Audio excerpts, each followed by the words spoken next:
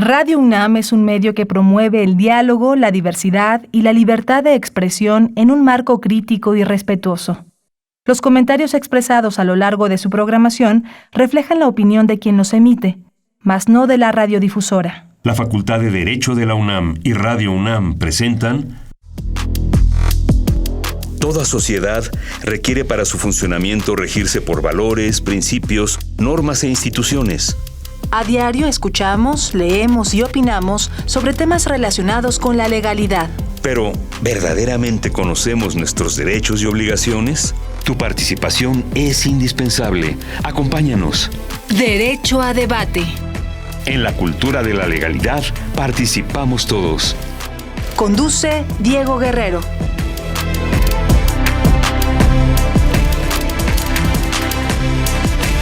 Hola, ¿qué tal? Muy buenas tardes. Bienvenidas, bienvenidos a Derecho a Debate. En la cultura de la legalidad participamos todas y todos.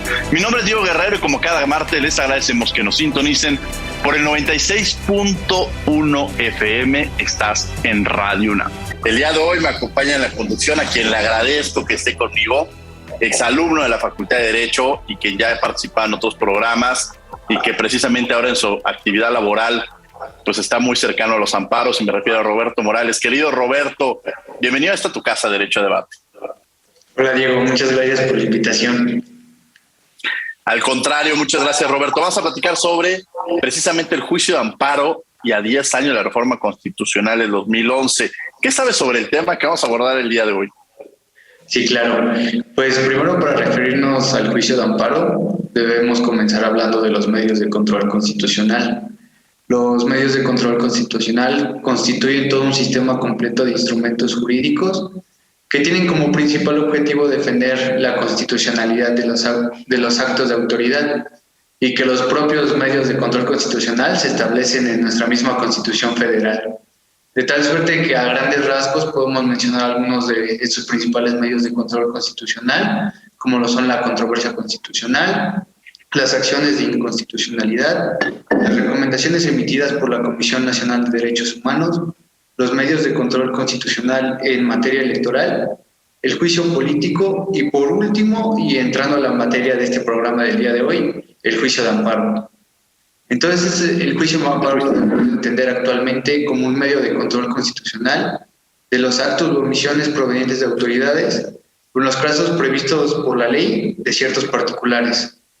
Es un juicio que se constituye a favor de los gobernados, personas físicas o morales, y que tiene como principal objetivo proteger, promover, garantizar y hacer que se respeten los derechos humanos que están reconocidos por nuestra Constitución Federal y los tratados internacionales de los que el Estado mexicano es parte. Y bueno, y por último, en lo relativo a estos derechos humanos, la interpretación conforme, sus principios y medios de control constitucional se encuentra su fundamento con las reformas constitucionales de fecha 6 y 10 de junio del 2011 en materia de derechos humanos. Hoy, a 10 años y unos pocos meses de las reformas constitucionales, se debe realizar una comparación que nos permita medir las repercusiones de estas reformas. Advirtiéndole al público que las reformas significaron un cambio importante en la protección, garantía, promoción y protección a estos derechos humanos de los que todos gozamos.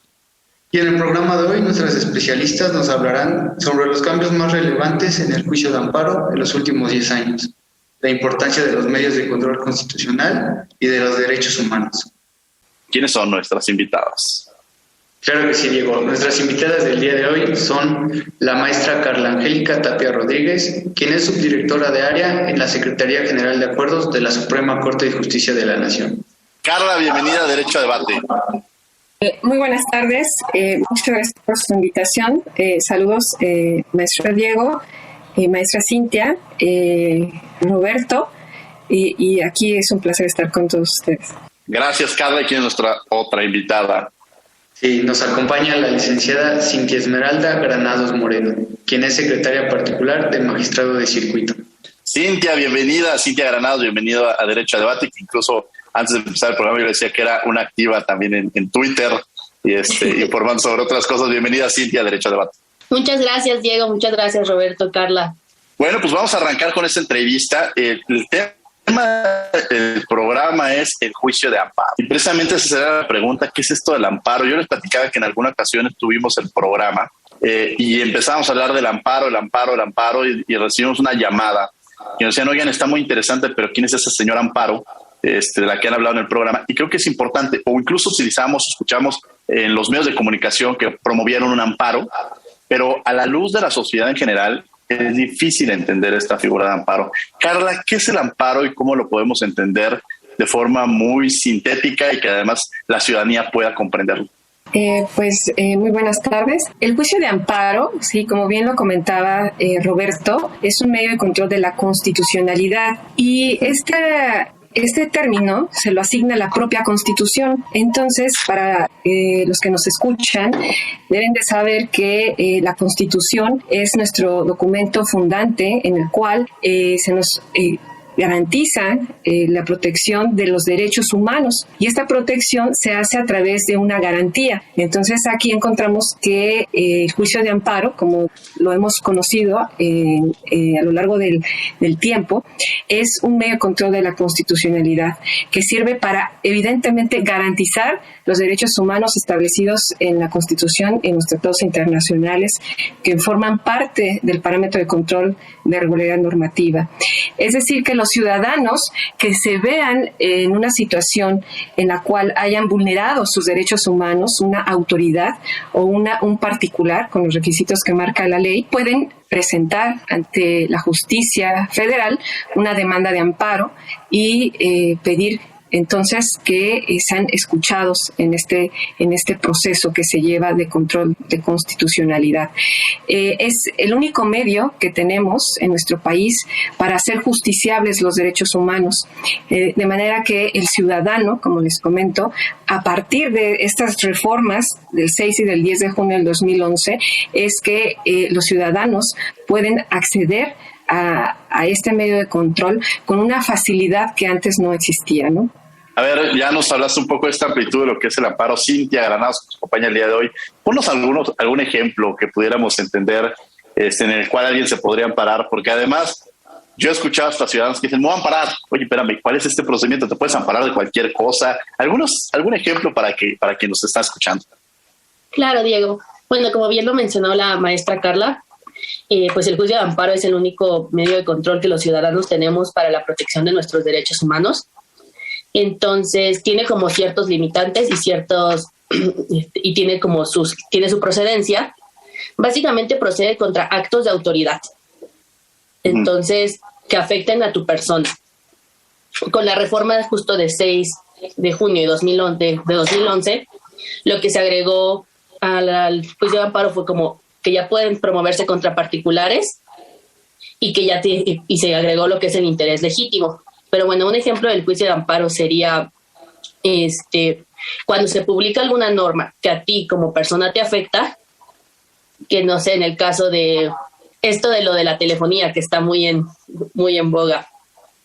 Cuando te llegue tu acto de aplicación, pues tú puedes decir como ciudadano, ¿sabes qué? Yo no quiero dar mis datos personales o cualquier cosa, y ahí ese sería el momento en que la autoridad está violando tus derechos y podrías acudir al juicio de amparo. Pero a ver, como tú lo mencionas, sería hasta que me pueda afectar, hasta que me afecta ese derecho, por lo que nos estás mencionando. Ajá. Hay dos términos, que es a partir de la publicación de una norma, que tienes 30 días, o a partir de un acto de aplicación, que en eso pues son 15 días. Dependiendo, exacto, pero en el momento en que tú encuadres en el supuesto de la norma, es cuando podrías acudir al juicio de amparo. Únicamente si, como es uno de los principios del juicio de amparo, si es un agravio personal y directo. Muy bien. Carla, sobre esa pregunta, sobre ese tema, me gustaría también, cuando uno presenta un amparo,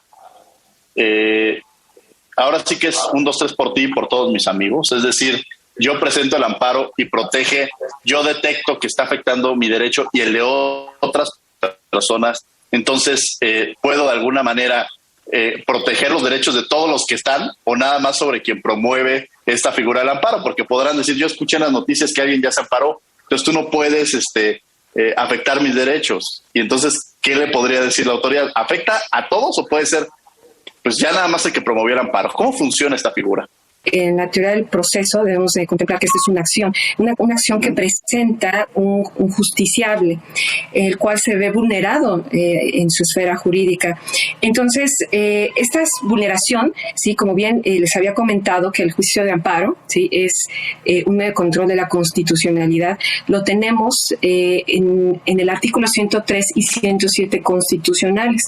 Esa es la base que los ciudadanos deben de consultar. El 103, en la fracción primera, nos establece la procedencia del amparo indirecto y nos dice que el amparo procede contra omisiones, contra normas generales y contra actos, como bien nos comentaba la maestra Cintia.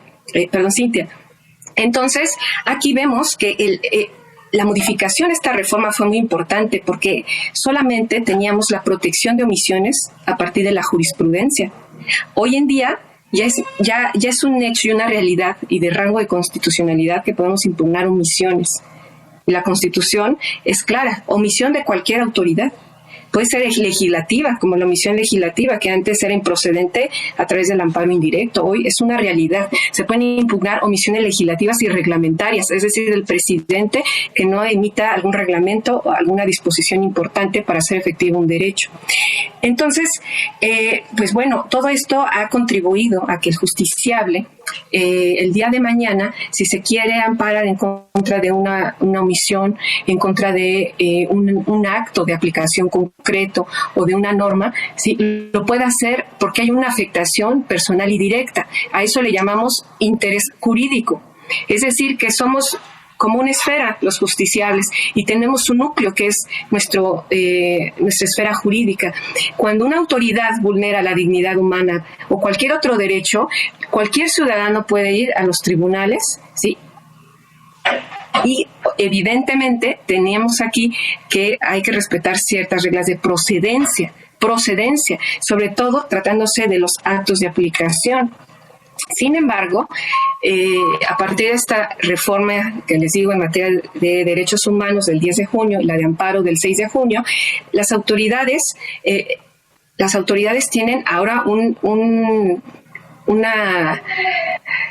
encomienda más, y que es respetar la Constitución. Entonces, la propia Constitución ha dotado, ¿sí?, de mayores elementos para impugnar los actos de las autoridades.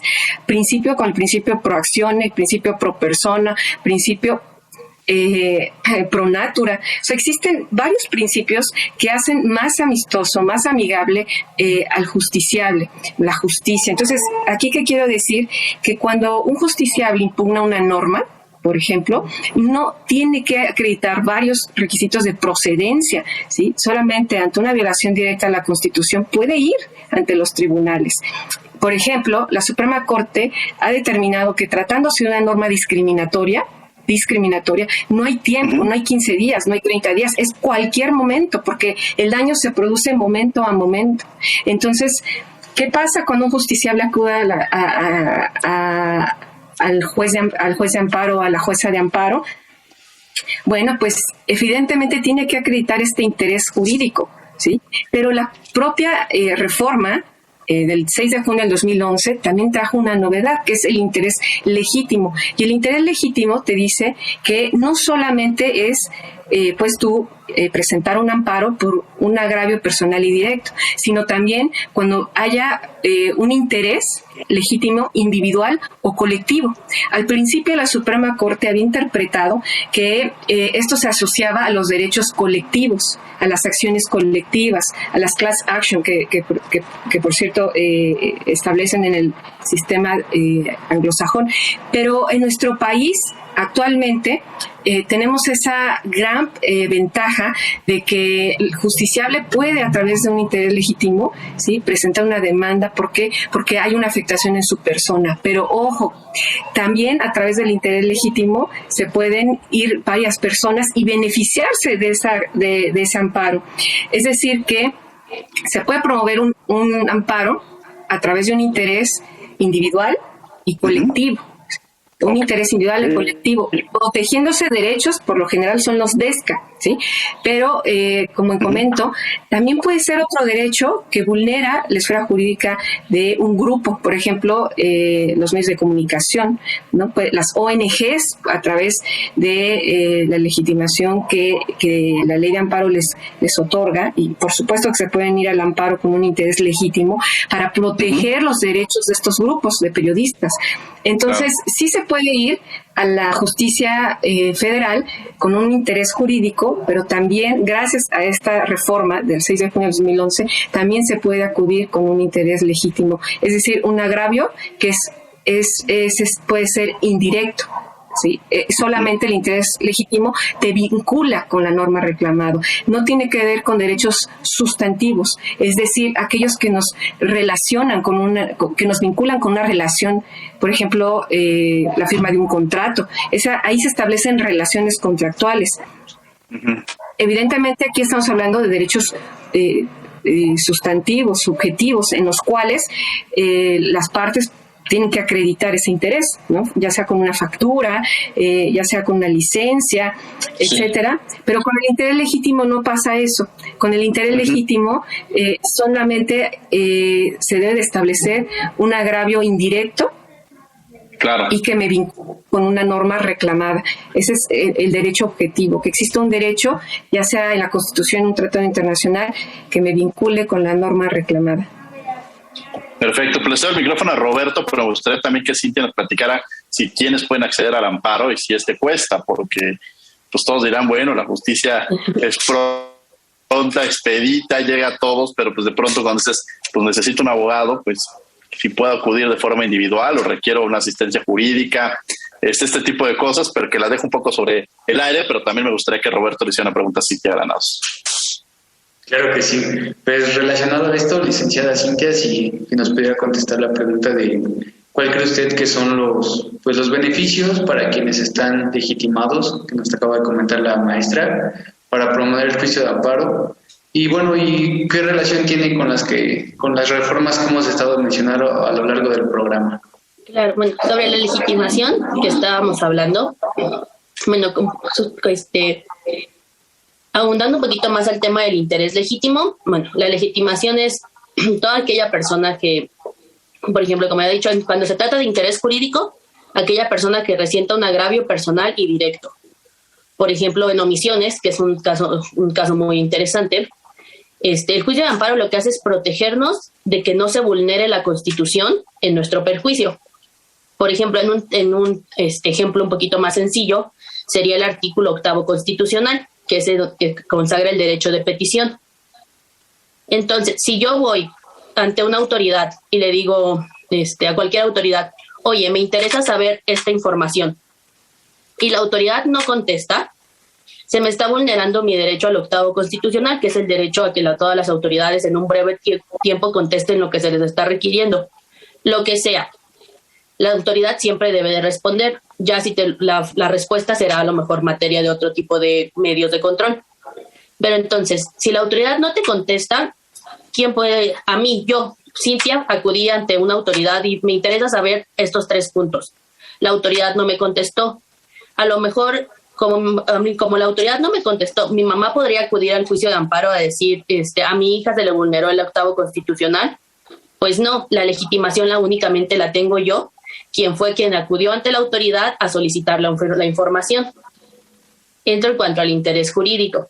Ahora, en el interés legítimo, la Corte ya ha ido como cerrando un poquito más el tema, que hace 10 años pues salió el boom de el interés legítimo, que estos podemos acudir, ya gracias a la Corte lo ha ido cerrando bastante, y pues bueno, ha puesto varios requisitos. Y pues bueno, lo más importante yo creo que es que pueda traducirse, o sea, que la concesión del amparo pueda traducirse en un beneficio a favor del quejoso o de la colectividad que acude. Eso te da como cierto margen, si no, pues se convierte en un interés simple. Digo, todos estamos interesados en que las autoridades actúen bien o cosas así, pero si no pertenecemos a la colectividad o nuestros derechos no se están viendo afectados, sería difícil acreditar un interés legítimo. Ahora, en cuanto a si el juicio de amparo es ¿Tiene un costo? No, acceder a los tribunales no tiene ningún costo. Sin embargo, sí, hay ciertos requisitos que se deben cumplir para poder acudir al juicio de amparo. Está la Defensoría Pública del Poder Judicial de la Federación, donde te pueden asistir para que a elaborarte tu demanda de amparo. Que por cierto aprovechamos para mandarle un saludo a su titular, que es buen amigo Netzai Sandoval, quien ya ha estado con nosotros aquí en el programa, pero que es importante que lo menciones porque pues muchas veces decimos, bueno, la justicia qué tan gratuita se vuelve cuando pues, tienes que pues acudir con un abogado, y ese sí te va a cobrar honorarios, pero tienes, como ya lo mencionaba Cintia, pues esta posibilidad pues, de acudir a la Defensoría Pública, que además son muy buenos abogados. A veces parecería que uno piensa, no, es que como son gratuitos seguramente no tienen la misma calidad, el mismo compromiso. De ninguna manera, son abogados especialistas con un gran compromiso, con una gran vocación y atendiendo a la ciudadanía. Roberto Morales, que me acompaña el día de hoy en la conducción de la Facultad de Derecho. Adelante, Roberto. Sí, claro. Maestra Carla, teníamos una pregunta para usted. Es respecto de precisamente esto, o sea, explicarle a nuestros radioescuchas quiénes o cuál es la forma, el método, el mecanismo por el que pueden accionar este juicio de amparo. Pues muy bien, pues los justiciables pueden ir y presentar sus demandas de amparo. La ley de amparo es muy clara en ese sentido, en que el quejoso, ¿sí?, es el que tiene que presentar la demanda de amparo. Sin embargo, pues se establecen pues ciertas particularidades. Por ejemplo, en materia penal puede ser el representante legal, o en caso de los menores de edad pueden ser los padres. También hay un caso que es el amparo del artículo 15 de la ley de amparo, que ante una violación al derecho a la vida, o algún caso de tortura, desaparición forzada, en el cual no sea posible que el justiciable que se presente ante el tribunal, pues sí pueda solicitarlo cualquier otra persona en su nombre. Entonces, pues bueno, aquí pues la ley de amparo es, digamos, muy clara en ese sentido. También lo puede presentar la víctima o el ofendido, el tercero interesado también, que pues aquí varía dependiendo de la materia, ¿no? ¿Quién sería el tercero interesado? En principio es aquel que tenga beneficio, tenga un interés diferente al del quejoso, ¿no? Que esté más del lado de la autoridad, ¿no? Que subsista el presunto acto de inconstitucionalidad. Entonces, no sé si esa es la pregunta que se referían, ¿no? ¿Quién puede promover la demanda de amparo? Pues cualquier persona física o moral. También puede ser las personas morales, como les había comentado, a través de las ONGs. También pueden acreditar tener un interés legítimo, ¿sí? Para proteger el derecho de ciertos grupos. Claro, como decía la maestra Cintia, siempre y cuando se acredite un interés legítimo que sea cualificado, actual y real, ¿no? Que es un poco de los requisitos que nos marca la propia Suprema Corte. Esto es muy interesante porque muchas veces los asuntos de amparo, para determinar que subsista un interés legítimo, individual o colectivo, cuantificado, actual y real, pues deben de entrar al fondo del asunto. Es decir, deben de analizar primero, se debe analizar la constitucionalidad del acto. Entonces, esto pues sí va a variar, ¿no? Dependiendo la materia, dependiendo el acto y las consideraciones que se emitan en las sentencias. Interesante esta parte sobre todos estos procedimientos, pero ya nos hablan sobre esta figura del propio interés legítimo, las autoridades. A mí me gustaría, en un inicio platicaban que es sobre estos actos de autoridad. ¿Solamente sobre autoridades públicas, es decir, sobre algún funcionario público? ¿O si algún privado, yo me podría amparar sobre alguna actuación que llevara a cabo una figura como privado, Cintia Granados? ¿O solamente frente a una autoridad pública? Es decir, y quizá ponerme algún ejemplo, ¿no? De alguna autoridad, si es el caso, algún ejemplo donde alguna autoridad sobre algún particular en el que pudiera proceder el amparo. Justo de los cambios que tuvo la reforma de 2011 fue que la ley de amparo ya consideró también a los particulares como autoridades responsables para efectos del juicio de amparo. Sobre el tema, pues ya ha ido también como cerrándose, no es como que yo también puedo ir a ampararme contra cualquier persona, sino que son personas que actúan como autoridad.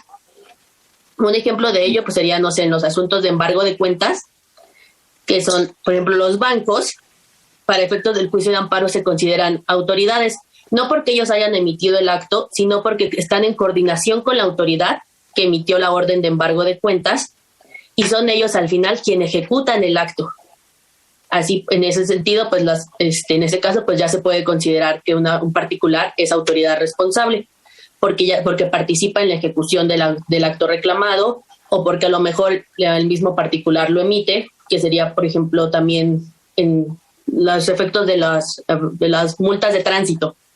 A veces se señala también a las empresas de parquímetros, porque son ellos, porque participan en la ejecución del acto reclamado. Solo en ese sentido, o sea, no cualquier particular es autoridad para efectos del juicio de amparo, sino aquella que colabore o que ejecute el acto reclamado. Muy bien, interesante. Ahora, yo es que quizá en ese mismo sentido sería una pregunta sobre particulares. Si de pronto esos comités vecinales en los cuales hay un conflicto administrativo y están cobrando cuotas y cosas así, en las cuales dicen, bueno, estás fungiendo como autoridad. Los casos particulares se podría dar que pues fungen como autoridad quizá de índole administrativa. Estoy como poniendo algunos ejemplos de lo que los ciudadanos de pronto viven y que dicen, me voy a amparar, ¿no? Porque generalmente la palabra de amparo la ocupamos todos y a veces no sabemos hasta cuáles son sus fines. Entonces, quizá, Carla, por ahí sería una. Y en algo que mencionaba Cintia, yo recuerdo que cuando trabajaba en la Comisión Nacional de los Derechos Humanos, un día estando con Luis Raúl, aquí González Pérez, a quien también le mando un saludo, llegó alguien y le dijo, oiga, ¿sabe qué? Es que hay un asilo en el que está mi padre y lo tratan mal. Entonces se acercó alguien y dijo, no, bueno, pero no procede porque es un particular. Y Luis Raúl tuvo un análisis interesante porque dijo, a ver, espérame, no le contestes así. Vamos a estudiarlo. Porque a ese asilo seguramente alguien le dio un permiso. Entonces vamos a ver qué autoridad o de qué autoridad depende administrativamente que le haya otorgado el permiso para poder funcionar. Y entonces quizá nuestra recomendación no podría ir sobre este asilo particular, pero sí podría ir sobre la autoridad que le está otorgando el permiso, que lo mismo sucedería con una escuela particular. Si yo tengo a mis hijos en una escuela particular donde no hay una protección y una defensa de los derechos humanos o están siendo vulnerados y la escuela no está haciendo nada, pues quizá la recomendación no podría ir para la escuela X, pero sí podría ir contra la Secretaría de Educación Pública que le otorga el permiso a esta escuela. Es decir, en estos caminos que encontramos muchas veces el derecho parecería como muy acotado, pero siempre hay mecanismos que nos permiten ampliarlo en este principio pro persona incluso y en esta garantizar los derechos de las personas. Carla, me gustaría con este ejemplo, con el caso quizá de algún condominio y quizá algún otro ejemplo que nos pueda platicar donde hayan ustedes conocido, escuchado, que se han amparado y que sea muy cotidiano, muy común para quienes nos están escuchando. Bueno, pues aquí hay que comentarles a nuestros radioescuchas que tratándose de autoridad responsable para efectos de la acción de amparo, existen ciertos requisitos, ¿no? Y bueno, aquí es muy interesante porque en la jurisprudencia de la Suprema Corte este tema de autoridad responsable se ha ido ampliando con el paso del tiempo. En un principio, las autoridades responsables eran las que disponían de la fuerza pública. Entonces, cuando teníamos el caso de omisiones, pues no podía haber precisamente pues esa situación, ¿no? De quién ejerce la fuerza pública o por ejemplo, decía la ley que quien ejecute o trate de ejecutar el acto reclamado. En el caso de las omisiones no era posible. Después de 1995 al 2011, el concepto de autoridad responsable se amplió bastante y ello dio pie a que ciertas autoridades puedan ser autoridades para efectos de amparo. Pero ojo, aquí es importante que tengamos en consideración que la autoridad para efectos de amparo, ¿sí? No tiene que ver con el órgano del Estado. O sea, no tiene que ver con que si es de Comisión Nacional de Derechos Humanos, si es la UNAM, si es el IMSS, el ISSSTE, tiene que ver más bien del acto que genera la autoridad, porque hay actos, por ejemplo, de la Comisión Nacional de Derechos Humanos, que no son impugnables en amparo. Esa es la regla, no son impugnables, pero si una recomendación no se te da trámite, bueno, ahí te está negando el órgano el acceso a la justicia, y por supuesto que ante una negativa de que no te resuelvan en tu recomendación, pues te puedas ir al amparo. Entonces, en la técnica me parece muy importante saber qué naturaleza tiene el acto reclamado, más que de qué autoridad proviene. Entonces, tratándose de los órganos del Estado, entonces hay que ver cuál es el acto reclamado específico, más que irnos al órgano en particular. Tratándose de los particulares, como nos había comentado la maestra Cintia, pues aquí la ley de amparo nos señala que deben de actuar conforme a una norma y realizando actos equivalentes a los de una autoridad. Aquí hay un gran problema. ¿Por qué? Porque la acción de amparo, recuerden que es un medio de control extraordinario, no es una tercera instancia. Entonces, de alguna manera, las autoridades locales se les tiene que brindar los instrumentos, tanto procesales como sustantivos, para que los problemas se resuelvan en esas vías, en esas jurisdicciones. En nuestro país todo se quiere ir al amparo, ¿no? Entonces, argumentando que pues no tienen confianza en la autoridad local. Entonces, pues es muy lamentable, pero no perdamos de vista que la acción de amparo es un medio de control extraordinario. Y entonces aquí hay varias autoridades que emiten actos, ¿sí? Y estos actos no son impugnables en amparo, ¿sí? Por el principio de definitividad, no son impugnables en amparo. Casi siempre se tienen que impugnar los actos que son inimpugnables, que ya no admiten otro medio de defensa. Entonces, pues aquí es importante comentar esto porque muchas veces se ha confundido la figura del particular para efectos de amparo con la autoridad auxiliar. Cuando tenemos una autoridad auxiliar es, por ejemplo, el recaudador, el retenedor, por ejemplo, de un impuesto, como puede ser un notario. Entonces, se ha analizado si los actos que emite un notario pueden ser impugnables en amparo. Como un recaudador, ¿no? Entonces, ya se analizó y se determinó que no es una autoridad para efectos de amparo. Las escuelas particulares, como les comentaba, no es que sea la escuela particular, sino es el acto que emite. Las escuelas particulares que discriminen, que bajo su normativa interna conlleve una discriminación, esa disposición puede ser impugnable en amparo. Por ejemplo, una escuela trató de marcar con una pulsera naranja a aquellos estudiantes que no pagaban colegiatura. Eso evidentemente es discriminatorio. Entonces, por supuesto que se pueden ir al amparo alegando pues una discriminación evidente, ¿no? ¿Qué otros actos no pueden ser? Bueno, pues que reclames, por ejemplo, que acceso a la educación sin haber pagado colegiaturas. ¿Por qué? Porque se entiende que tú ya celebraste un contrato de por medio y hay una relación contractual de origen, de manera que pues no puede ser, ni aunque fuera una autoridad, ¿verdad? Puede ser susceptible de impugnarse en amparo. ¿Por qué? Porque o actuaría con un auxiliar de la autoridad o en este caso está derivado de una relación contractual de coordinación, y para efectos de amparo, una autoridad para efectos de amparo tiene que tener una calidad, una relación de supracoordinación, suprasubordinación, ¿sí? ¿Por qué? Porque es la autoridad y el justiciable. Y entonces, si el justiciable en esa relación, pues está por debajo de la autoridad. ¿Por qué? Porque la autoridad emite actos unilaterales, ¿no? Coercitivos. Entonces, pues realmente son muy pocos los asuntos que se ha visto que las autoridades son autoridades para efectos de amparo. Sin embargo, pues esperemos que en esta 11ª época se vaya ensanchando más esa protección. Respecto de condominios, es muy interesante, ¿no? Por ejemplo, los actos que emiten los administradores o los o las asambleas, ¿no? Porque parecería que actúan como autoridades, ¿no? Y a mí me parece que tendría que ser procedente del amparo. Pero repito, tiene que ser el acto que se impugna el amparo, ¿no? El acto es lo importante. De otra manera, se tiene que acudir a las instancias locales, como es la Comisión Federal de Electricidad, ¿no? También hay jurisprudencia en ese sentido, como la calidad que le reviste a este órgano, pues bueno, claro, pues muchos justiciables quisieron ampararse contra ciertas acciones de este órgano, y la Suprema Corte pues determinó que no, que la jurisdicción correcta es la mercantil, ¿no? Precisamente porque, claro, como les comentaba, el amparo es excepcional.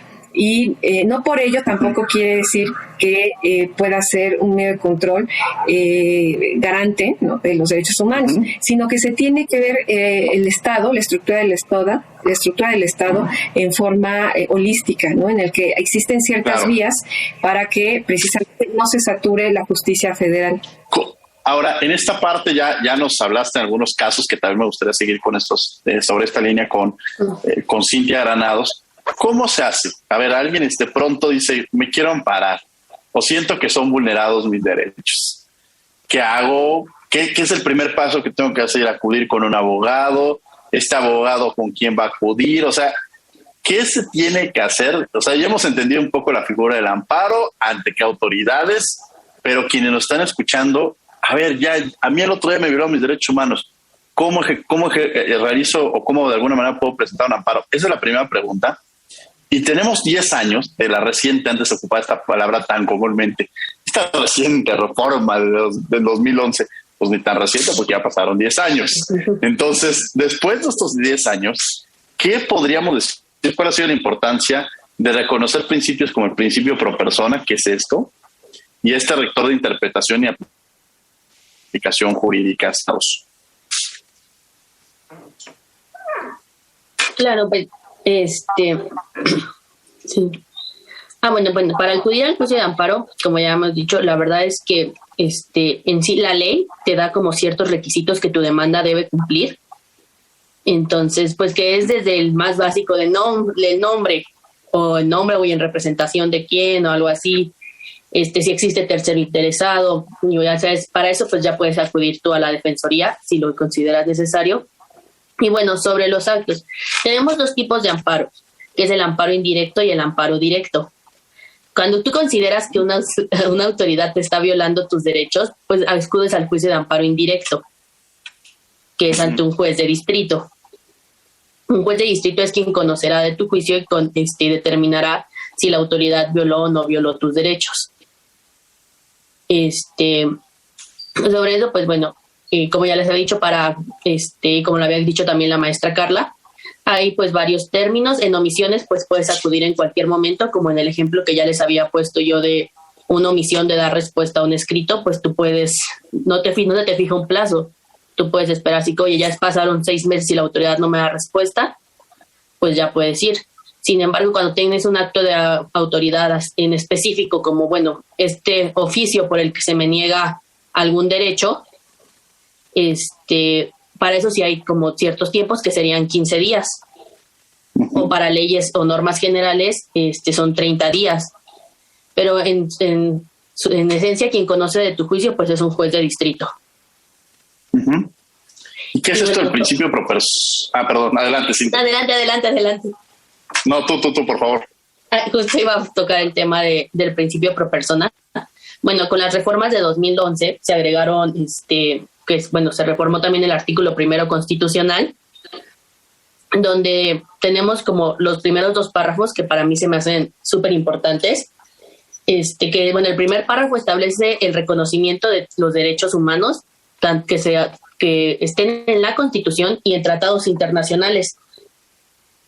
Y por otra parte tenemos el segundo párrafo, que es el que nos da la interpretación conforme. Entonces, en suma, estos 2 párrafos, ¿qué es lo que nos da? Que siempre hay que buscar que cuando cuando se te viola algún derecho humano, los jueces de distrito siempre deben resolver conforme a derechos humanos, buscando siempre el principio más favorable a la persona. entendiendo, por ejemplo, que en el segundo párrafo de la Constitución nos da la necesidad de realizar una interpretación de todos los instrumentos internacionales, y todo esto pues de la mano del principio por persona. Esto que es, o sea, siempre buscar la norma que sea más benéfica al quejoso que acude al juicio de amparo. Claro. Fíjense que, Cintia y Carla son más jóvenes que su servidor, pero cuando yo estudiaba Derecho ya no les tocó este gran problema que yo tuve. Pero yo me acuerdo, muchas de mis clases era, ¿qué está por arriba de la Constitución? ¿Qué está por arriba de los tratados internacionales? Y pasaban clases y habría grandes discusiones. O sea, si yo contara el número de horas de luego, Roberto ya está muy alejado de eso. Y de pronto uno termina la carrera y se pone a pensar, y llega esta reforma que diría la ministra en retiro, hoy senadora Olga Sánchez Cordero, del verano romántico del 2011. Y en este verano romántico del 2011 todo nos lo cambió, como ya lo decía Cintia. Y entonces esta discusión de si está arriba la Constitución, los tratados internacionales, las leyes federales, entra esto que ya nos mencionas, que es este principio pro persona. Es decir, que beneficie más a la persona. Si el tratado internacional está por arriba de la Constitución, o sea, beneficia o obtiene mayores beneficios que lo que establece la Constitución, nos vamos sobre el tratado internacional, y así sucesivamente, cosa que nos cambió. Incluso yo trabajo en temas de derechos culturales, y cuando me decían es que hay que definir la cultura, no, pues ahí está la reforma del 2011. El concepto que beneficie más a las personas en los diversos conceptos que tengan los tratados internacionales. Entonces se vuelve un ejercicio muy, muy interesante en cómo llegó esto que se llama, conocido como el pro persona, que uno lo escucha y diría, ¿qué significará? ¿Con qué se come? ¿Para qué? ¿Se llevará sal? ¿Llevarás limones? Todo esto, y la importancia que tiene de conocerlo, la ciudadanía esté tan familiarizada con una de las reformas, si no es que la reforma más importante que ha tenido la Constitución. Roberto Morales. Claro que sí. Pues una pregunta a Carla, la maestra Carla. Respecto a esto que mencionamos, ya dijimos que nuestros derechos humanos están contenidos en la Constitución, pero también hemos tocado los tratados internacionales. Entonces, ¿cómo le hace un gobernado, un quejoso, una persona para saber estos derechos? Si a veces es difícil conocer nuestros propios derechos en la Constitución, pues más aún en un tratado internacional. Entonces, quisiera que nos explicara un poquito más de ello, por favor. Con mucho gusto, Roberto. Este tema es muy apasionante y lo debe ser también para todos los justiciables, porque realmente esta reforma en materia de derechos humanos vino a modificar demasiado la protección en la justicia constitucional. Entonces, aquí yo les diría a todos los que nos escuchan que hay que tener en cuenta algo, que la Constitución, en el artículo 1, que se refiere a los derechos humanos y sus garantías, nos dan unos párrafos muy importantes que deben de conocer, y es la base de cualquier juicio de amparo. ¿Sí? El artículo 1 constitucional es la base de toda acción de amparo. ¿Por qué? Porque en el párrafo 1 nos señala que todas las personas se reconocen derechos humanos, ya sea de fuente nacional o de fuente internacional. Entonces aquí los que nos escuchan deben de saber que el documento que deben de leer es la Constitución. La Constitución que establece los derechos humanos que están, que deben de estar en una norma que es válida y obligatoria. Ojo, eso es, Roberto, muy importante. Una norma válida y obligatoria. Y aquí, tratándose de este primer párrafo, es muy importante porque el Estado es el que nos está reconociendo estos derechos. Y entonces las autoridades, en el párrafo 3 dice, todas las autoridades en el ámbito de sus competencias tienen la obligación de promover, respetar, garantizar derechos humanos. Entonces aquí estas obligaciones que vienen a todas las autoridades del Estado, incluye a las autoridades administrativas, incluye a los legisladores, incluye a los propios órganos jurisdiccionales. Todas las autoridades del Estado están obligadas a respetar, a proteger, a garantizar, a promover derechos humanos. Esa es la regla, la base, lo maravilloso, lo mágico que tiene nuestra Constitución. Ahora bien, también los justiciables deben de saber que en este quehacer de reconocer derechos tenemos ciertas reglas, y una de esas es que las autoridades también pueden restringir derechos. Ojo, pero estas restricciones solamente las puede hacer de origen el legislador. Es decir, que la Constitución va a tener los mínimos derechos, los mínimos de derechos humanos y las autoridades, por ejemplo, los órganos estatales, las autoridades, los congresos locales, por ejemplo, ellos no pueden restringir derechos, ¿sí? Aunque son legisladores, pero sus normas que emiten son infraconstitucionales. Entonces, toda norma infraconstitucional que está por debajo de la Constitución no puede restringir derechos. Solamente la Constitución, solamente el constituyente puede establecer las restricciones a los derechos humanos. Y eso es muy importante. ¿Por qué? Porque va relacionado con el 29 constitucional, en que solo cuando se altere la paz en nuestro país, por decreto del presidente, con facultades extraordinarias, sí puede suspender derechos. Ojo, solamente menciona un catálogo de los derechos que no son suspendibles.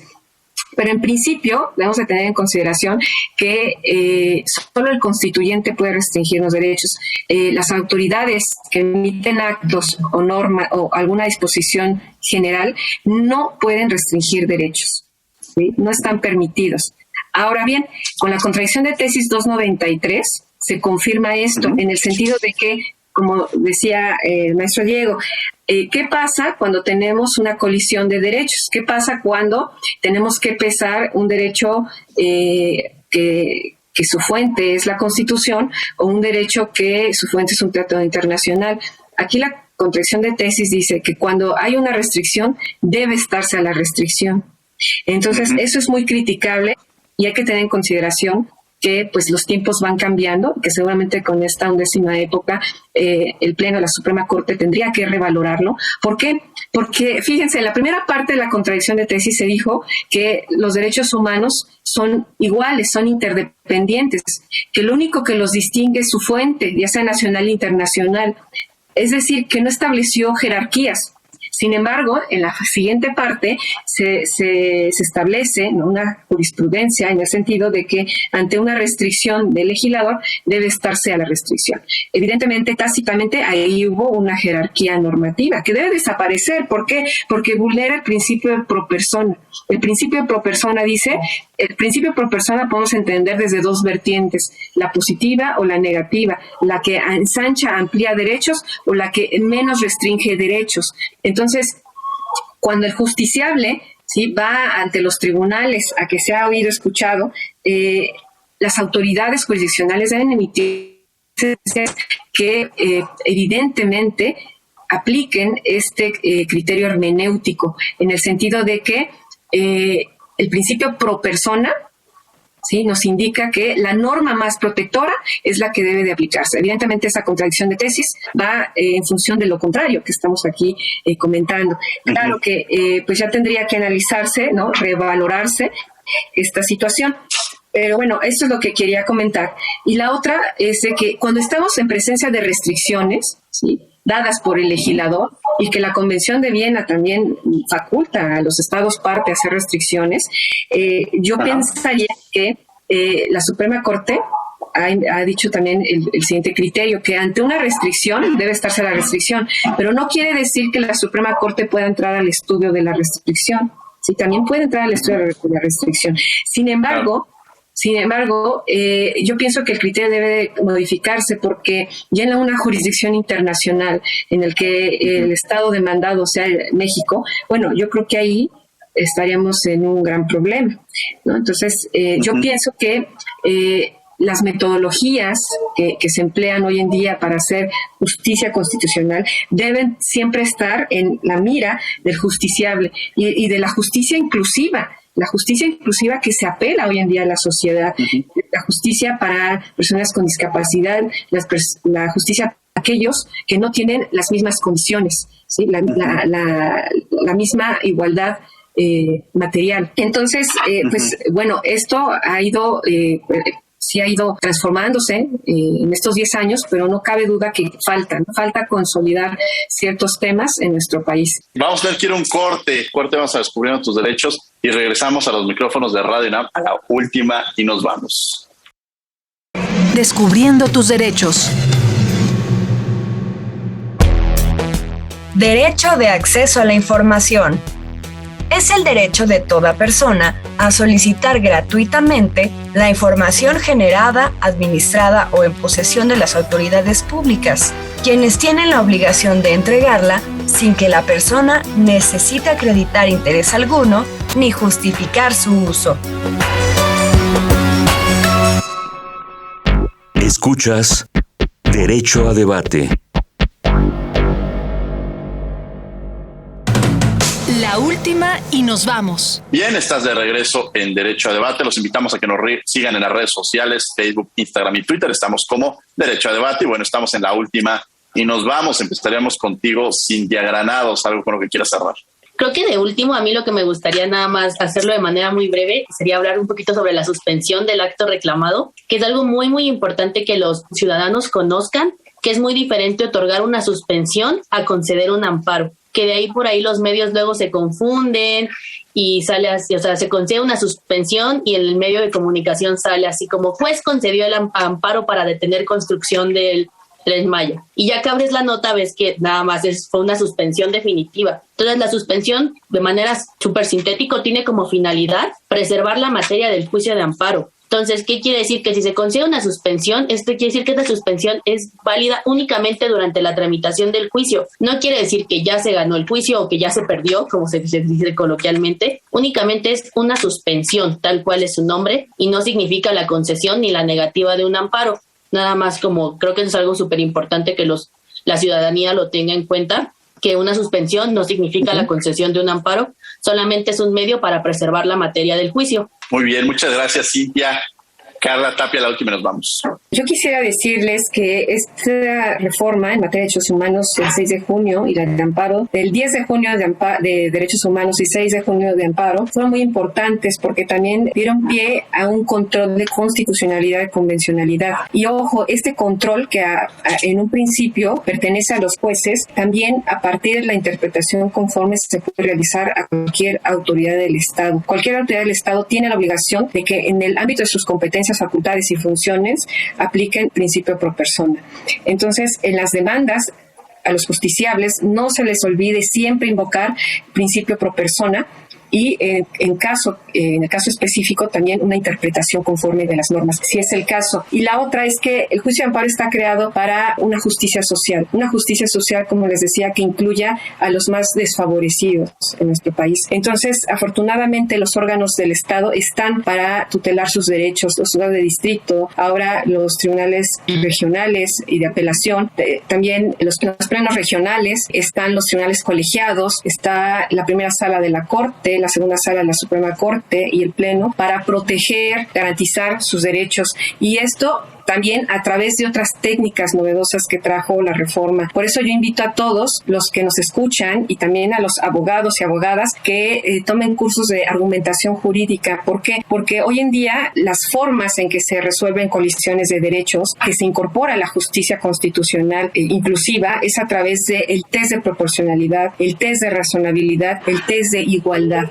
Estas formas, estas metodologías que se usan hoy en día por el juzgador o el órgano de amparo son importantes para los operadores del derecho, para que precisamente se haga efectiva esta justicia para personas con discapacidad, para mujeres, para personas que no son muy prósperas económicamente, para, como repito, los más vulnerables. Entonces, a eso los invito, a que tengan una cultura de la legalidad, pero también una cultura de la constitucionalidad. Muchas gracias, Carla, y aprovechamos incluso para invitarlos a los cursos de argumentación jurídica que están en la Facultad de Derecho. Muchas gracias, Roberto, por haber estado con nosotros. No, gracias a ti, Diego.